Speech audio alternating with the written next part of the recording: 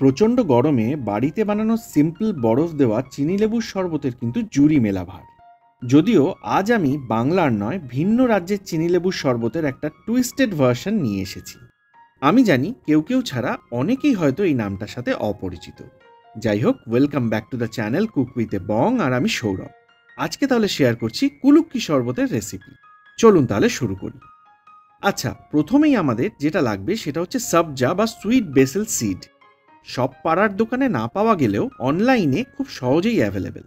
আমি ডেসক্রিপশনে লিঙ্ক দিয়ে দিচ্ছি, চাইলে সেখান থেকেও আপনারা কিনে নিতে পারেন। 1 টিস্পুন মতো সবজা হাফ কাপ খাবার জলে ভিজিয়ে দিচ্ছি। এতে 8 থেকে 10 গ্লাস মতো শরবত হয়েই যাবে। আপনারা পরিমাণটা প্রয়োজন অনুযায়ী বুঝে নেবেন। এটা মোটামুটি 5 মিনিট ভেজালেই বীজগুলো ফুলে উঠবে আর প্রায় ট্রান্সলুসেন্ট জেলির মতো একটা টেক্সচার নিয়ে নেবে। এরই মধ্যে আমি দুটো ফ্রেশ পাতিলেবু ঠিক যেভাবে কাটছি সেইভাবে আপনারাও কেটে নেবেন। এর মধ্যে দুটো স্লাইস সরিয়ে রেখে বাকি লেবুটার আমাদের রস করে নিতে হবে। মনে রাখবেন, প্রতি গ্লাস শরবতের জন্য লেবুর 1 থেকে 2টো পাতলা স্লাইস আর একটা গোটা লেবুর রস আমাদের কিন্তু লাগবে। এবার আমি একটা 300 ml এর গ্লাস নিয়ে নেব আর তার মধ্যে দিয়ে দেবো পাতলা করে কেটে রাখা 1টা কি 2টো লেবুর স্লাইস। এরপর 1 চিমটে নুন আর 2 থেকে 3 টিস্পুন ভর্তি পাউডার্ড সুগার।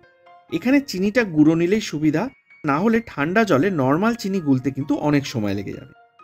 আচ্ছা, এরপরেতে মিশিয়ে দেবো একটা মিডিয়াম সাইজের গোটা পাতিলেবুর রস, 4 থেকে 5টা পুদিনার পাতা আর একটা গোটা তাজা চেরা কাঁচা লঙ্কা। আর সবশেষে 2 টিস্পুন ভেজানো সবজা। এরপরেতে মিশিয়ে নেব 150 ml মতো ঠান্ডা জল। এই পুরোটা আমি নিয়ে নেব একটা শেকারের মধ্যে। এইরকম শেকার যদি আপনাদের থাকে ভালো, আর না থাকলে আমার দেওয়া ডেসক্রিপশনের লিঙ্ক থেকেও কিন্তু নিয়ে নিতে পারেন, অথবা বাড়িতে যদি কোনো টাইট কন্টেনার বা জার থাকে সেটাও নিয়ে নিতে পারেন, তাতেও কিন্তু কাজটা মিটে যাবে। আর এরপরে এটাকে খুব ভালো করে ঝাঁকিয়ে মিশিয়ে নিতে হবে আমাদের। এরপর এর মধ্যে আমি বেশ কিছুটা বরফ মিশিয়ে দেবো আর আরও ভালো করে আর একবার আমরা এটাকে ঝাঁকিয়ে মিশিয়ে নেব। ব্যাস, আমাদের কিন্তু তৈরি হয়ে গেল কুলুক্কি শরবত।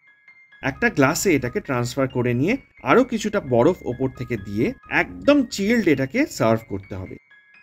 একবার বানিয়ে দেখুন, বেশ কিছুদিন নর্মাল চিনি লেবুর শরবত ভুলে এটাই চলবে বাড়িতে।